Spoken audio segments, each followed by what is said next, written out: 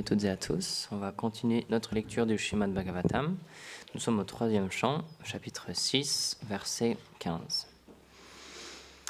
Om Namo Bhagavate Vasudevaya.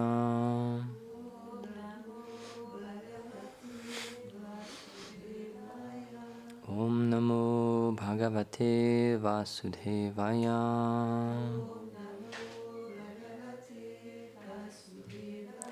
Om Namo Bhagavate Vasudevaya.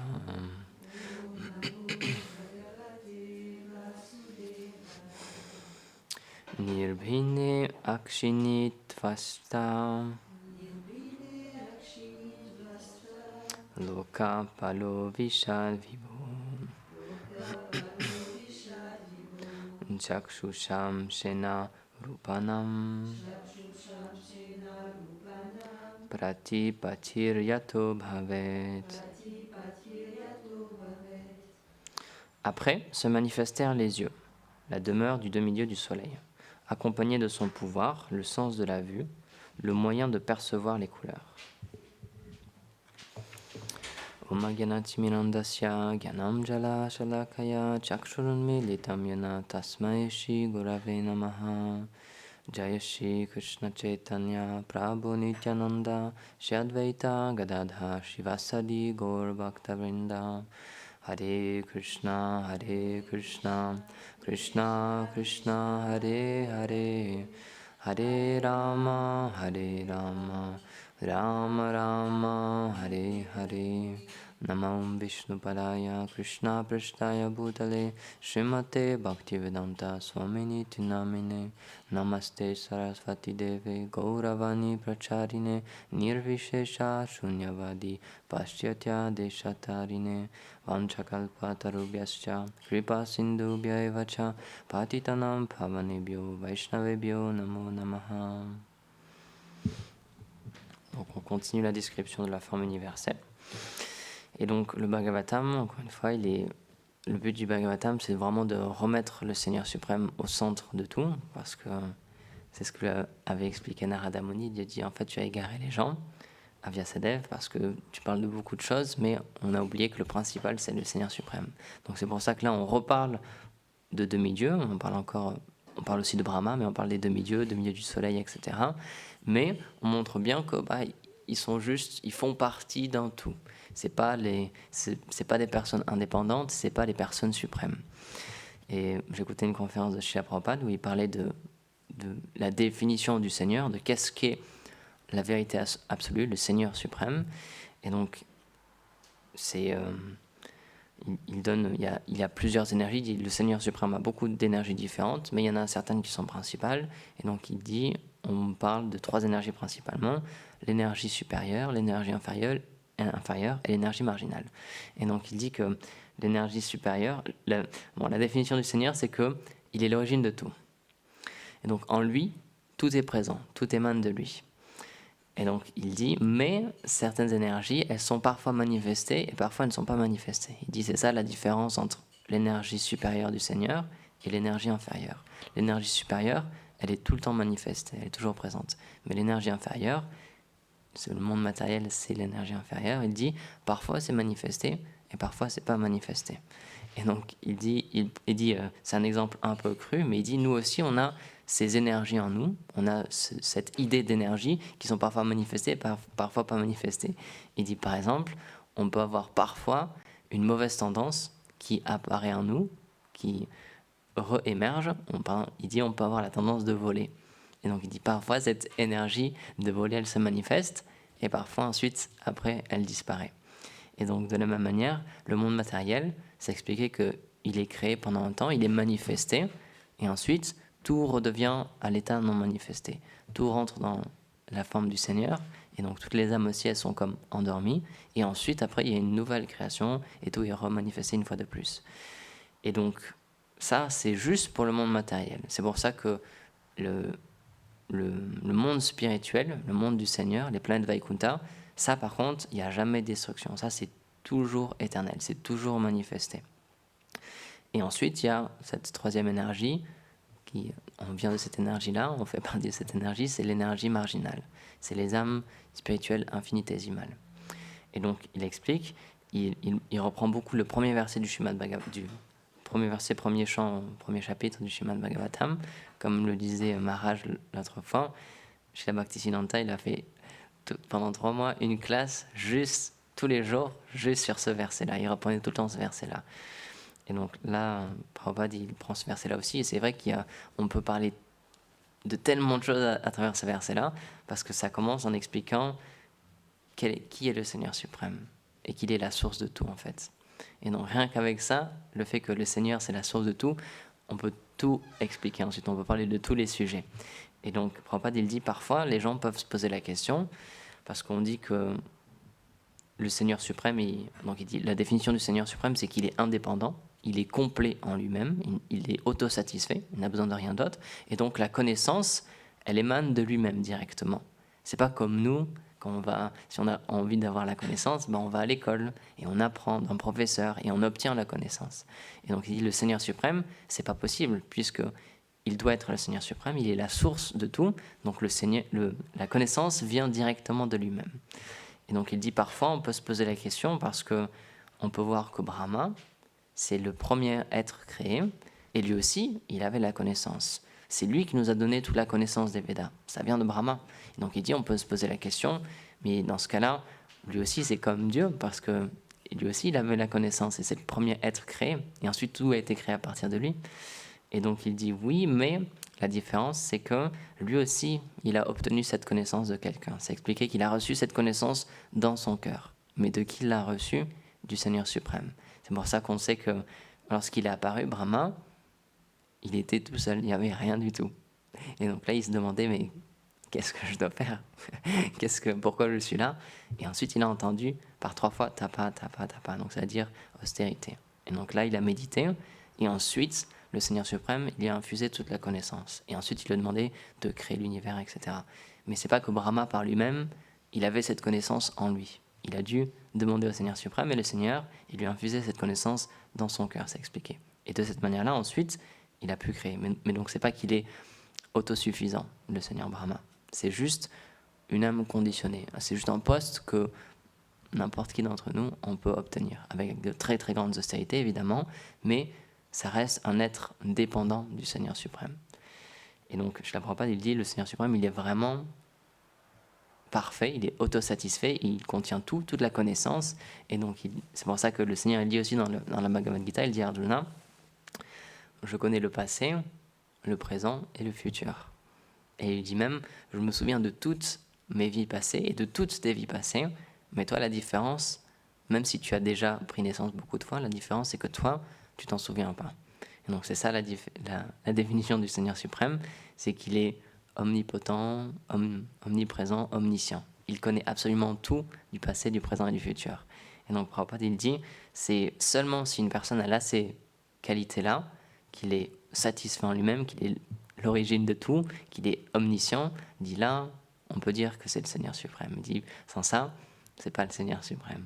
Et donc c'est pour ça, très souvent, Prabhupada dit parler des faux avatars ou des personnes qui se réclamaient être le Seigneur suprême, mais il dit c'est pas possible parce que on peut voir tout simplement qu'elles n'ont pas ces qualités-là.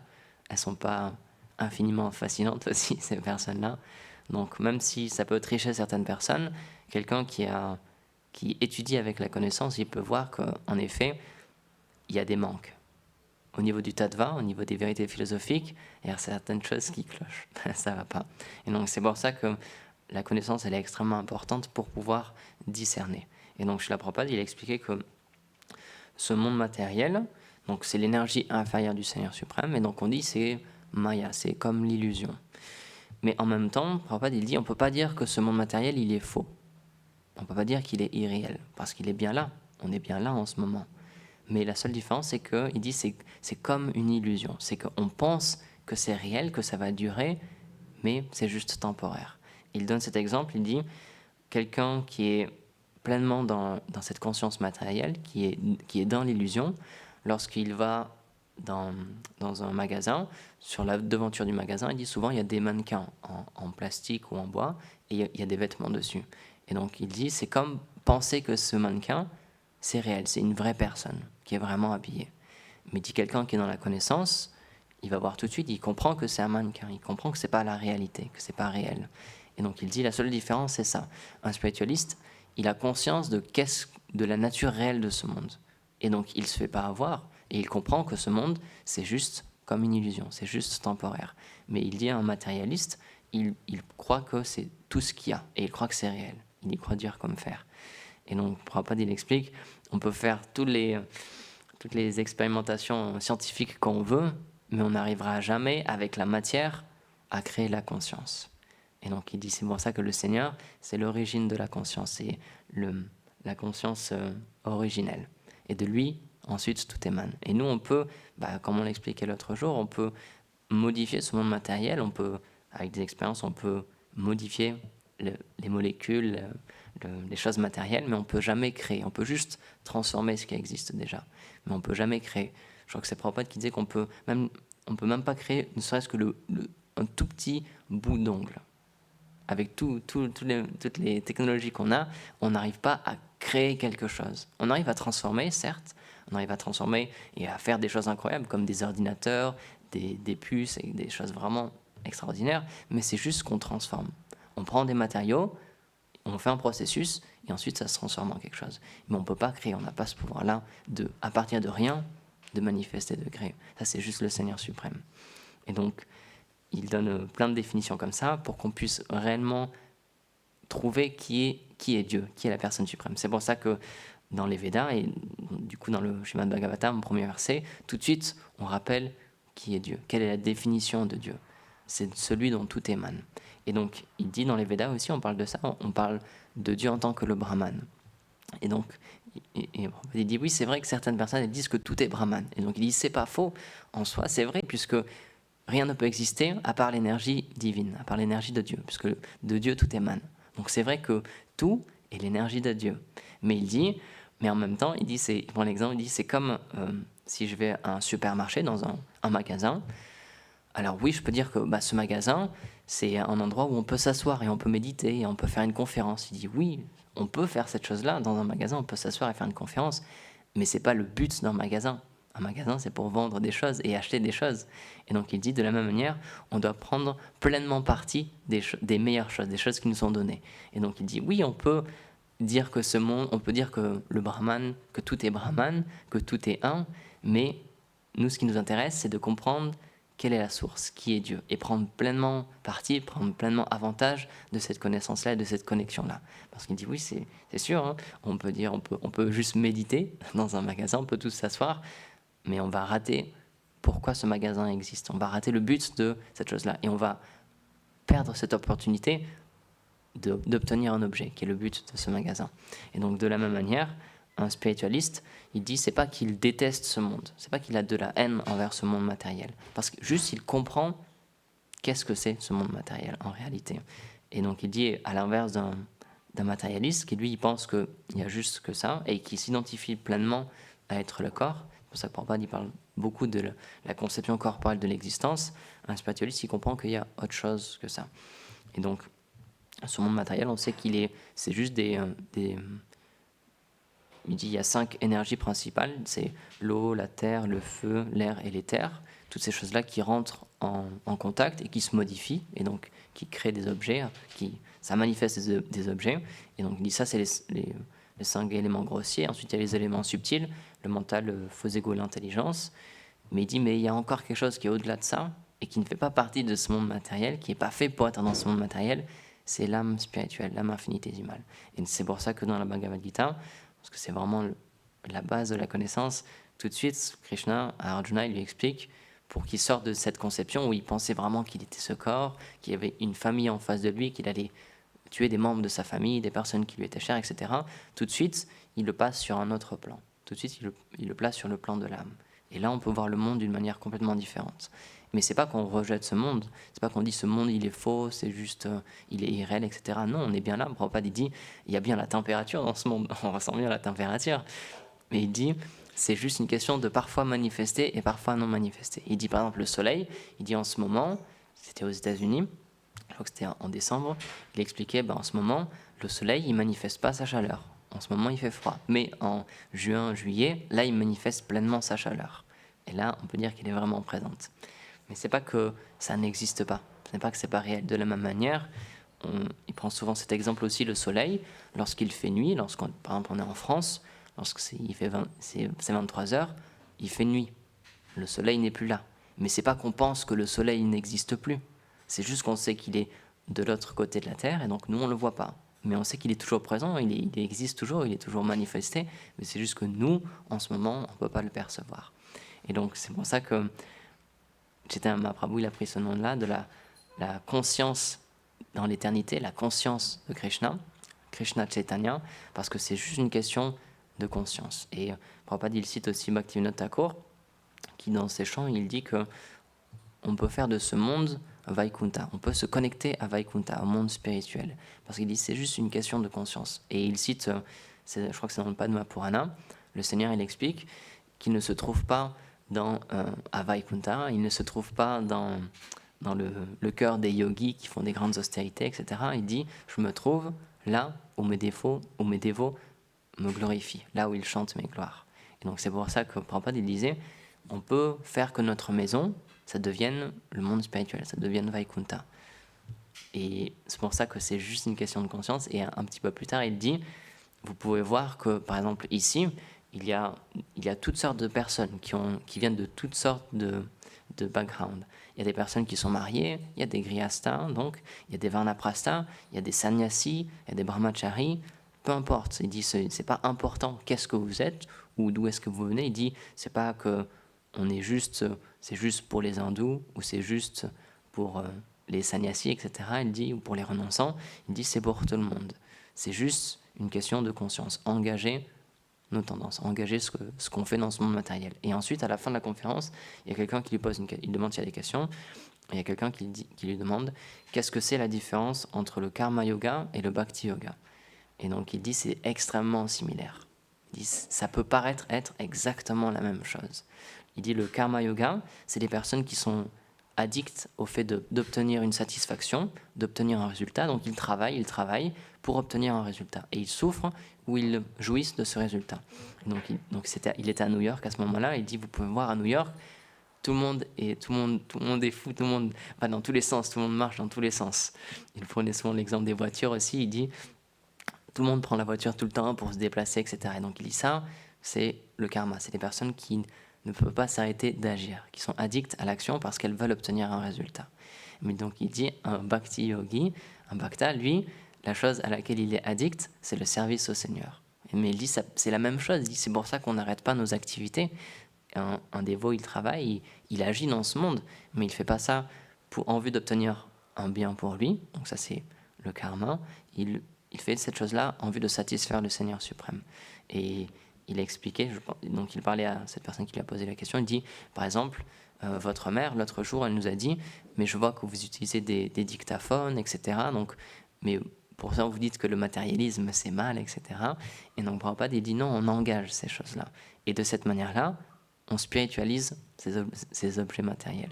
Parce que, encore une fois, puisque tout est l'énergie divine, tout l'énergie du Seigneur, parce que tout provient de lui, il n'y a rien qui peut être indépendant de lui. Donc, ce monde matériel, juste dépendamment de comment on l'utilise, ça peut être l'énergie matérielle ou ça peut se transformer, ça peut se spiritualiser dans l'énergie spirituelle du Seigneur. Et donc, on reprend toujours l'exemple, mais si on prend une fleur et qu'on l'offre au Seigneur, c'est plus juste un objet matériel, ça devient spirituel. Et c'est pour ça que Srila Rupa Goswami, dans les 64 pratiques qui sont favorables au service de dévotion, il cite cette chose-là, mettre autour de son cou les guirlandes qui ont été offertes au Seigneur et sentir les fleurs qui ont été offertes au Seigneur. Parce que c'est plus matériel, c'est plus juste une guirlande de fleurs, c'est un objet spirituel. Et de la même manière, comme je crois que c'était hier ou avant-hier, on expliquait un dévot, il ne mange que les restes qui ont été offerts au Seigneur. Il ne mange que ce qu'on appelle donc prashad, miséricorde, ce qui a été offert au Seigneur. Et il s'est expliqué, et de cette manière-là, il spiritualise son corps. Donc c'est pour ça qu'on fait la même chose que tout le monde. On cuisine, on fait la vaisselle, on mange, on dort, etc. Mais en faisant toutes ces activités, puisque c'est connecté au Seigneur suprême, c'est dans le but de satisfaire le Seigneur, c'est plus une action matérielle, c'est une action spirituelle. Mais c'est pour ça que c'est extrêmement difficile à comprendre, parce que extérieurement, c'est la même chose. Prabhupada dit, ça semble être exactement la même chose. C'est juste une action dans ce monde matériel. Mais pourtant, vu qu'on le fait avec une conscience différente, dans un but différent, cette action-là, elle ne donne pas des fruits matériels. Elle ne nous enchaîne pas au karma. De la même manière qu'il a dit à Arjuna, combat. Il lui a pas dit, parce qu'Arjuna, il voulait partir dans la forêt, méditer, etc. Il lui a pas dit, oui, oui, deviens un yogi, médite, cesse d'agir. Il lui a dit, non, prends ton arc et combat. Mais fais-le pour moi, fais-le pour ma satisfaction. Et de cette manière-là, puisqu'il suit l'instruction directement du Seigneur suprême, il ne fait pas pour lui, il ne fait pas en vue d'obtenir un royaume ou de tuer des personnes envers qui il a de la haine, etc. C'est pas du tout pour ça. Il le fait pour satisfaire le Seigneur. Et de cette manière-là, c'est du service de dévotion. C'est plus une action matérielle. Alors qu'on peut faire la même chose, on pourrait, encore une fois, juste écrire des livres, faire la vaisselle, laver le sol, etc., comme tous les dimanches, faire toutes ces choses-là, mais dépendamment de notre conscience, ça peut être soit matériel, soit spirituel. Et du coup, ça peut soit nous élever, soit nous dégrader. Donc c'est pour ça que surtout les Vaishnavas dans notre filiation spirituelle, sous l'impulsion aussi beaucoup de Srila Bhaktisiddhanta Prabhupada, on fait pleinement ce qu'on appelle le Yukta Vairagya. Donc Vairagya, ça veut dire le renoncement, et Yukta, c'est dans le fait d'engager toutes ces choses-là. On renonce aux choses en les engageant. Donc ça peut être très difficile à comprendre, parce que c'est pas logique, parce qu'on se dit, oui, ben, un spiritualiste, il doit faire des choses spirituelles, il doit se déconnecter de ce monde, parce que ce monde, c'est juste la matière, etc. Mais c'est pas la conception Vaishnava. Parce qu'on comprend que ce monde, c'est aussi une énergie du Seigneur suprême. Donc c'est pas qu'on déteste ce monde, c'est pas qu'on dit ce monde c'est juste le mal, etc. On ne pense pas du tout de cette manière-là. Parce qu'on comprend que c'est juste une énergie du Seigneur. Et puisqu'on se retrouve là, à cause de nos choix, de nos vies passées, on se retrouve là dans ce monde matériel, on engage ce monde matériel dans le but de nous libérer spirituellement. Et c'est pour ça que Srila Prabhupada, surtout quand il a vu, lorsqu'il est arrivé aux États-Unis, que les gens n'étaient pas qualifiés pour juste s'imprégner dans le samadhi, dans la méditation, dans le chant des saints noms par exemple, il leur a demandé de faire plein d'activités. Il les a engagés toute la journée pour qu'ils soient engagés dans le service de dévotion. Et de cette manière-là, purifier leur conscience, purifier leur existence, et ensuite pouvoir méditer. Et c'est pour ça que quand même, ce que demandait Srila Prabhupada, c'était qu'on puisse méditer, c'est qu'on puisse progresser. Il disait, il faut au moins progresser pour arriver au stade madhyam. Parce qu'il dit, si on est au premier stade du service de dévotion, Kanishtadikari dit c'est très dangereux, parce qu'à n'importe quel moment, on peut arrêter le service de dévotion. Parce qu'il n'y a pas la fixité encore. Donc il dit, il faut au moins se hisser à madhyam. Parce qu'ensuite là, il y a la stabilité. Et ensuite là, on est sûr de pouvoir continuer. Mais ce qu'il désirait, encore une fois, c'était pas juste qu'on fasse des choses, c'est pas juste qu'on distribue des livres, qu'on distribue du prashadam, etc. C'est qu'on puisse redécouvrir notre relation avec le Seigneur et qu'on puisse chanter les saints noms aussi. Il a donné 16 tours, c'est vrai, au début, parce qu'il a vu que les dévots lui avaient dit c'est trop dur, on ne peut pas chanter plus. Donc il a donné un minimum et il a dit bon, on va faire au moins 16 tours, mais le but, c'est d'augmenter quand même. C'est pas de toujours rester à 16 tours. Parce que ensuite, un dévot, lorsqu'il développe du goût dans le chant du saint nom, bah, c'est naturellement qu'il a envie de chanter plus. C'est pas qu'il se dit ah mince, maintenant c'est l'heure, je dois chanter, etc. Naturellement, ça vient. Donc c'est pour ça qu'un dévot, comment on peut reconnaître un Vaishnava aussi, c'est le goût qu'il a à écouter les gloires du Seigneur, à faire un seva pour le Seigneur, à servir le Seigneur, à chanter ses noms, etc. C'est de cette manière-là qu'on peut voir qui est réellement avancé. Parce que, encore une fois, c'est pas juste basé sur les actions externes, parce qu'on a tous des corps différents aussi. Certaines personnes peuvent physiquement faire beaucoup plus de choses que d'autres, ils peuvent ne pas s'arrêter et faire toute la journée du service, alors que d'autres, physiquement, ils ont besoin de plus de repos. Donc c'est pas ça que le Seigneur y regarde, c'est avec quel sentiment est-ce qu'on fait ces choses-là. Et donc, Srila Prabhupada, il était expert à ça, à voir, le Seigneur, il l'inspirait, pour voir les tendances de chacun et qu'est-ce qu'il pouvait faire, qu'est-ce qu'il savait faire. Et tout simplement, sans leur demander de tout arrêter, il leur demandait juste, reste dans ta situation, mais engage cette chose-là. Et c'est pour ça que Srila Prabhupada, il dit, c'est pas qu'on demande à tout le monde de venir au temple et de se raser la tête, etc. On dit non, juste engage tes actions pour le Seigneur suprême. Fais un service pour le Seigneur suprême. Et de la même manière, souvent les journalistes lui posaient la question, mais est-ce que vous êtes venu pour convertir les gens, du coup, à l'hindouisme, etc. Et il dit non, pas du tout. Nous, ce qu'on donne, c'est juste, on donne le chant du Saint-Nom et on demande, s'il vous plaît, approfondissez votre relation avec le Saint-Nom, avec le Seigneur suprême. Il dit, si vous êtes un chrétien, restez un chrétien, si vous êtes un musulman, restez un musulman, mais juste chantez les Saints-Noms et dans le but d'approfondir notre relation avec le Seigneur. Donc c'est pour ça que, comme il avait répété encore une fois, c'est pas pour les hindous, c'est pas pour les indiens, c'est pas quelque chose de matériel, le service de dévotion. C'est pour ça qu'on dit que c'est le Sanatana Dharma, c'est la religion éternelle de l'âme. C'est la spiritualité éternelle de l'âme. Donc peu importe où est-ce qu'elle est née en ce moment, et donc peu importe avec quoi elle s'identifie en ce moment, un homme, une femme, une peau noire, blanche, jaune, etc., peu importe, c'est juste basé sur l'âme. Et c'est pour ça que c'est extrêmement puissant, et comme on le dit souvent, la bhakti, elle est indépendante, elle ne dépend absolument pas de là où est-ce qu'on est né, etc.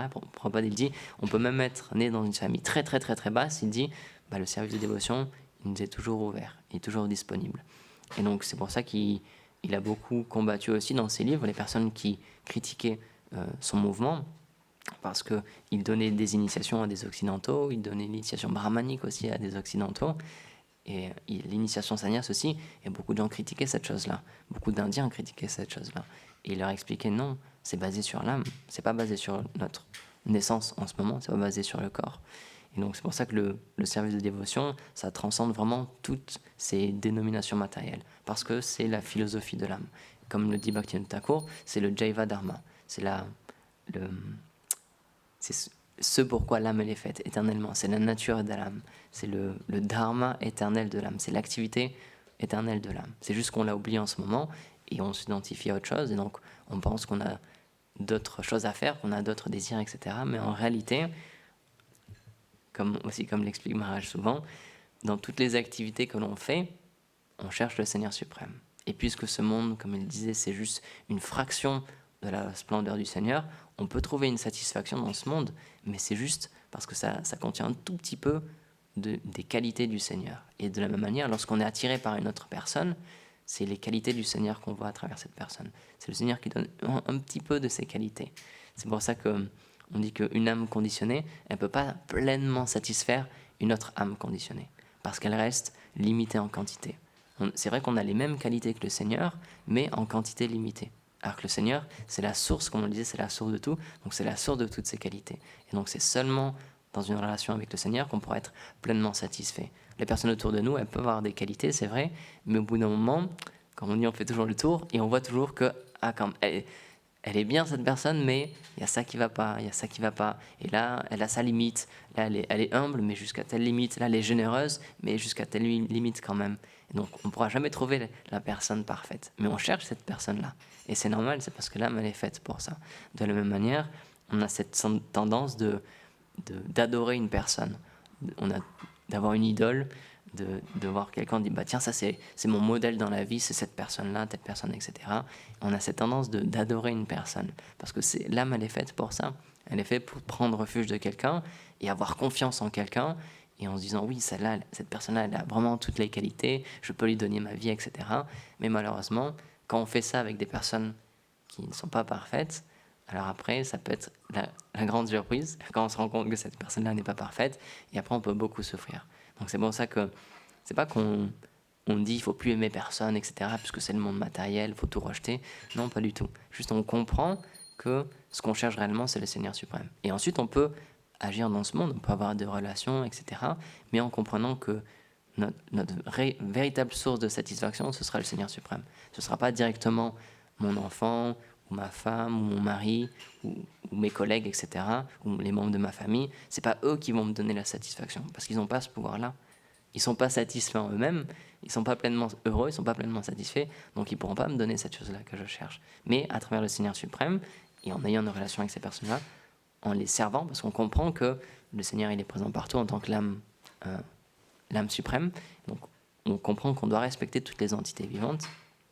Par exemple, le Seigneur il dit, si quelqu'un il m'adore sous la forme de la déité, mais qui ne me respecte pas, moi qui suis présent en tant que l'âme en tant que l'âme suprême dans le corps de chaque entité vivante, et donc qui ne respecte pas les autres entités vivantes, j'accepte pas cette adoration, parce que c'est incomplet. On voit le Seigneur juste en tant que Dieu, la déité, mais les autres êtres humains, ou toutes les âmes vivantes, dans toutes les entités vivantes, on dit non, ça, je peux être dur envers eux, je peux être violent envers eux, etc. Et donc ça, le Seigneur, il n'accepte pas ça. Donc c'est pour ça, c'est très subtil, mais en même temps, le Seigneur, il nous montre bien que c'est à travers l'adoration de son dévot et de ses dévots qu'il est satisfait. Parce qu'encore une fois, comme il le disait, il n'est pas présent à Vaikuntha, il n'est pas présent dans le cœur des yogis, il est présent là où ses dévots chantent ses gloires. Parce qu'il le dit, je ne m'appartiens plus moi-même, mes dévots ils m'ont avalé. Et donc, en satisfaisant son dévot, là on est sûr qu'on peut satisfaire le Seigneur. Mais en essayant de satisfaire directement le Seigneur, ça ne va pas être possible, parce qu'on n'a pas cette qualification-là. C'est juste les âmes libérées qui sont situées dans leur relation éternelle avec le Seigneur, qui ont cette capacité-là de pouvoir satisfaire le Seigneur. Mais même eux, dans le monde spirituel, c'est expliqué, il y a différents groupes, et il y a des chefs de groupe, et c'est ces associés éternels qui engagent d'autres personnes dans le service du Seigneur. C'est pas que directement on offre un service au Seigneur suprême. Ça, c'est juste pour certains associés éternels qui sont très très très particuliers. Mais nous, on est juste à offrir un service qui sera ensuite offert à quelqu'un d'autre, et ensuite, de cette manière-là, on satisfait le Seigneur suprême. C'est pas qu'on a une relation directe avec lui. Et donc, c'est pour ça que dans la filiation Vaishnava, et même toutes les filiations spirituelles authentiques, surtout les 4 qui sont données dans les Védas, le point principal, c'est la parampara, la filiation spirituelle. Et donc, si on veut voir si on est bien situé, si on est intéressé à prendre refuge de quelqu'un, il faut toujours regarder d'où est-ce qu'il tire cette connaissance, d'où est-ce qu'il tire à qui il appartient, à quelle filiation spirituelle il appartient. Et si on voit que ça remonte directement au Seigneur suprême, comme dans la Brahma Madhva Sampradaya, dans laquelle on appartient, là on se rend compte, oui, de cette manière-là, on sait que c'est parfait, parce qu'on sait que c'est relié directement avec le Seigneur suprême. Et donc, en faisant notre service, en offrant notre service à cette filiation spirituelle, eux, à leur tour, les membres de cette filiation spirituelle, ils offrent ce service au Seigneur. Et de cette manière-là, le Seigneur il est satisfait. Mais si par nous-mêmes on essaie de satisfaire le Seigneur, qui est-ce qu'on est, quelle qualité on a pour satisfaire le Seigneur? Mais en faisant à travers le système de la parampara, là on est sûr qu'on pourra obtenir un jour cette qualification de pouvoir servir le Seigneur suprême dans ses divertissements éternels. Donc voilà, on va terminer ici, il est l'heure. Kantra Srimad Bhagavatam ki jai, Srila Prabhupada ki jai, Gaur Premanande Hari.